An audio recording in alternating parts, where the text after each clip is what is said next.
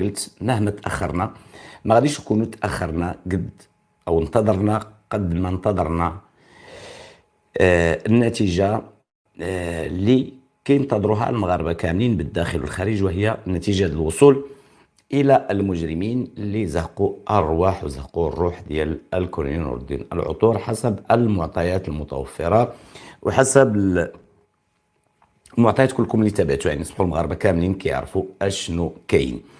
اشنو كاين ماشي باش نغلطوا شي حدنا الحقيقه واللي كيتواجد في الملف، يعني من كل المعطيات اللي دلا بها من الدفاع. هذا ماشي سر ولا خصنا ما عرفت شنو هو باش غادي نوصلوا ليهم. كيما لاحظتوا حتى اللي عنده شي غرام ديال الشك نوريه فين يمشي يشوف هذا الشيء. كيما لاحظتوا الامس بعد الخرجات ديال السيده اللي مشات دعات قالت لك الجاليه ولا ما عرفت دعات اسم الجاليه، شفتوا ردود الفعل ديال الجاليه عبر العالم، في اوروبا، في اسيا، استراليا. يمكن لكم تمشيو تقراو التعاليق ديال البارح وديال اليوم وغتفهموا كلشي.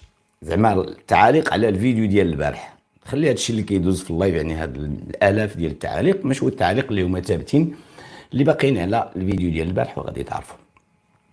لا يختلف اثنان على الحقيقه، لا يختلف اثنان سواء من مغاربه الداخل او مغاربه الخارج بالمطالبه بالعداله لروح الكولونيل نور الدين العطور الله يرحمه. كثار الناس اللي تابعوا عبر العالم هاد الجريمه النكراء، هاد الجريمه النكراء او هاد الجرائم النكراء، لان هناك جرائم بعدا في حقنا حنايا اللي كننتظروا والاضرار النفسيه اللي كيتعرضوا لها يعني الناس سواء من العائله سواء من الاقارب في ظل توفر كل هذه المعطيات وهذه المعلومات. مازال المغاربه كيقولوا هادشي ماشي كافي، المغاربه كيقولوا هادشي ماشي معقول، المغاربه كيقولوا الله يبين الحق. الحق كننتظروه من العداله ديالنا. العداله ديالنا عندها كل الوسائل باش تحرك وعندها ما عندها من معطيات في الملف، فبالتالي ما بغيناش نكونوا هذيك البلاد اللي غير كنسمعوا هدمات كما قضايا اخرى ربما مع العلم بان لا علاقه لهذه بتلك. والمغاربه كينتظروا من طبيعه الحال القضاء شنو غادي يقول وشنو غادي يدير وشنو ها الاجراءات اللي غادي ياخذ عفوا. كنذكر دائما ان في الملف ديال المرحوم موجودين تفريغات ديال السيده اللي كتوجه لها اليوم اصابع اتهام بالتصريحات اللي كاينين في هذه التفريغات، وهذا لا غبار عليه. في الملف ديال المرحوم كذلك كيتواجدوا تفريغات ديال الهاتف او الهواتف ديال المرحوم وديال المشتبه فيه. التنقلات ديالو من طبيعه الحال كانت محدوده ومعروفه وكتواجد في هذه الخبره ديال الخبره على الهاتف ديالو، بالاضافه الى الشهود اللي شافوا ما شافوا كل واحد فيهم دلا بداك الشيء اللي شافوا، وكنقول لكم بان شهادات قويه وقويه جدا، بالاضافه الى كل ما كان توفر عليه في المغرب من وسائل للوصول الى الحقيقه.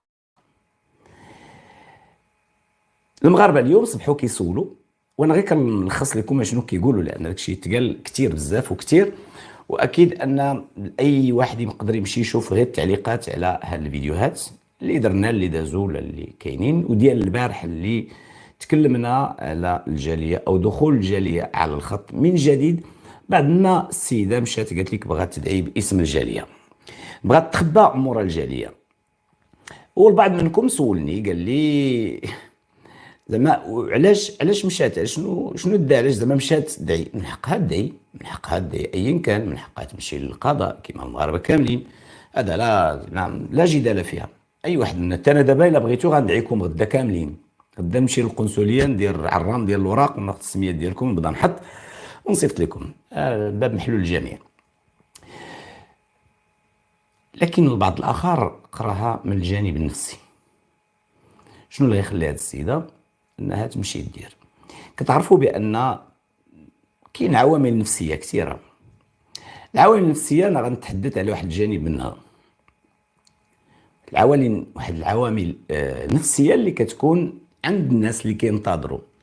مثلا قول مثلا كتكون عند الناس اللي كيكونوا مثلا ارتكبوا شي جريمه ما.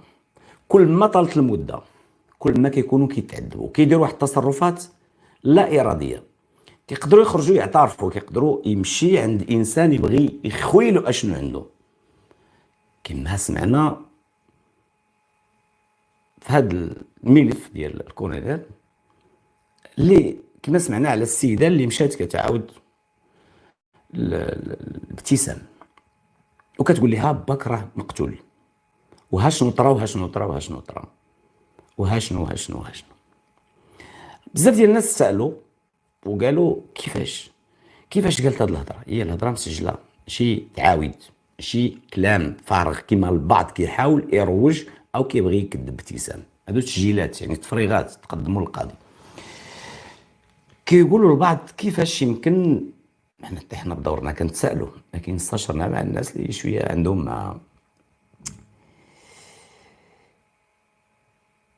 كيتسالوا الناس كيقول لك علاش انها تكلمت، علاش دوات، علاش قرات بلاصه، لان هذا العامل النفسي اكثر من لاصه.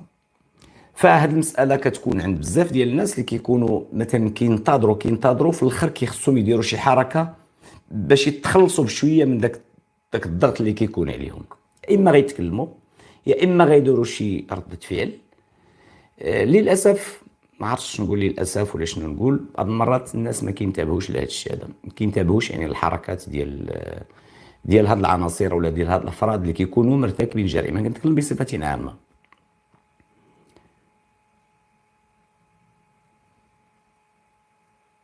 فغادي نشوفوا ان السيده اللي مشات شكات باسم الجاليه، مع العلم نذكرها الا نسات ان في مكالمه هاتفيه اللي كانت بيني وبينها قبل الحلقه المشهوره اللي درنا في هذا الباب، ان قالت في شهر 6 غادي تنزل المغرب، وكانت تسنى غير تنزل المغرب بلا ما تبحث عندك الناس القنصليه، راه ديجا عليهم الضغط مساكن، ها الباسبورات ها لي كارت ناسيونال، الناس غاديين للمغرب، ها الاجراءات الاداريه اللي كدار في هذا الوقت. تنزل حتى المغرب زعما وتحطها بشويه عليك تما في سلا ولا في القريه ولا في الرباط ولا السؤال نسيت. باقا غتمشي وبغينا نشوفوا واش السيد قاضي التحقيق كمل الاجراءات ديالو، شنو دار شنو ما دارش. هادشي ما نتكلموش عليه دابا لان ماشي وقته. واخا هذه من جهه بالنسبه لمغاربه العالم او الجاليه بالخارج اللي يمكن لكم تنزلوا تقراوا اشنو كاتبين، بلا الاصدقاء والصديقات والناس اللي كنعرف في العمل الجمعوي على مستوى ديال اوروبا اللي كلهم باغيين يديروا وقفات تضامنيه ويطالبوا بالعداله للمرحوم عبر العالم. حقهم حقهم وكلنا حقنا. وعلاش؟ لاننا كلنا مغاربه، كتهمنا المصلحه وكيهمنا الامن وكتهمنا العداله وكيهمنا القضاء وكيهمنا الارواح ديال خوتنا وديال خواتاتنا بالداخل والخارج. يا ما ترفعنا يا ما تهزينا على ود خوتنا المغاربه هنا في برا، ماشي لهي اللي بلادنا هنا وفي اماكن اخرى. اذا ماشي طحنا من السقف البارح سنوات وسنوات، وشحال منا بزاف وقادرين على كل شيء.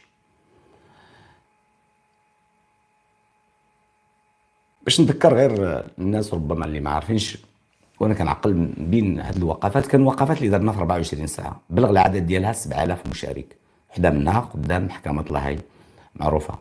هاد الصوره اللي حطيت لكم وحده اللي كانت فيها 12000 مغربي. بطبيعه الحال ما غاديش نديروا هاد الشيء كله، كان فينا 200 300 400 500. وعلاش؟ تحسيس الراي العام بالمطالب ديالنا. المطالب ديالنا من بينهم مطالب ما كنطالبوش باش يعطيونا شي حاجه، طالبوا فقط بالعداله. نطالب بالعداله واش المغاربه من حقهم يطالبوا بالعداله؟ ملفات كثيره في الحقيقه، لكن ملي غتوصل الامور الى مساله التصفيه الجسديه واقتلاء وسمعنا اشياء كثيره، فمن طبيعه الحال هذا حق المجتمع المدني. وعلاش كنتكلموا هذه اللغه؟ لان شفنا بزاف ديال الناس اللي كل واحد كما كيتهكم، ودائما كنطرح السؤال المشهور ديال كنقول علاش هاد الناس بغاونا نسكتوا على الحق ديال المرحوم؟ علاش؟ غير قولوا لنا علاش، غير قنعونا، يقنعونا، قولوا لنا علاش ونسكتوا. ثم كنطرح سؤال اخر، كنقول اشنو مصلحه هاد الناس اللي كيتكلموا بلسان المجرمين؟ باش ما نعتبروش مجرمين، ما نقدر نقولوا اللي كيدافع على هذا راه هو مجرم. ومن طبيعه الحال هنا كنتكلموا على نسبه ضئيله جدا جدا جدا جدا جدا اللي ما كتفوتش المحيط ديال الناس اللي عندهم مصلحه. ما تبانش الحقيقه. كملوا من عندكم نتوما شكون هما اللي ما بغاوش تبان الحقيقه.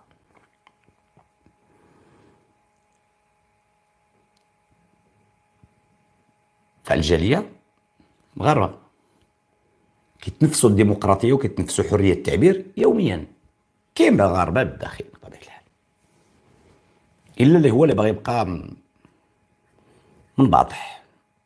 منباطح لمن لا شيء وحده.